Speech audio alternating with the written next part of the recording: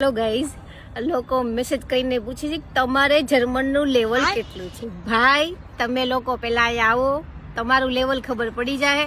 અને જર્મન કેટલું જોઈએ ખબર આપણને અહીંયા લેવલ કે સર્ટિફિકેટ કે કોઈ કાંઈ માંગતું નથી. અચ્છા, ખાલી તમને બોલતા આવડે ને એટલે ઇનફ જ છે. તમને લઈ લે, મતલબ ઇન્ટરવ્યુમાં બોલી શકો એટલે તમને ઈ જોવે નહીં તમે શું લખેલું છે કયું લેવલ. એટલે લેવલ રહેવા દો, અહીંયા આવશો ને એટલે બધા લેવલ મપાઈ જાય. ઇન્ડિયામાં B1 કરશો ને, B1 લેવલ, પછી જર્મનીમાં પગ મૂકશો ને એટલે તમને A1 નહીં આવડે.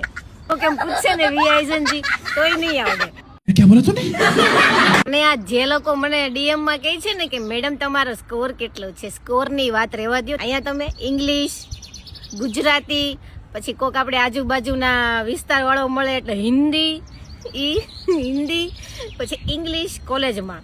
એટલે તમે વિચાર કરો, આ ચાર લેંગ્વેજ ભેગી થાય તો તમારે ઇંગ્લિશ નું હિન્દી, હિન્દી નું જર્મન, જર્મન નું ગુજરાતી, એ બધી રીતે બધું મગજની પથારી ફરે છે આયા. એટલે સ્કોર ને એવું કાંઈ ન જોવો, ખાલી એટલું જ બોલતા આવડે ને એટલું કરીને આવો. અને જેમ બને એમ બધું ઇન્ડિયા થી કરીને આવો. વાત તો સહી હે.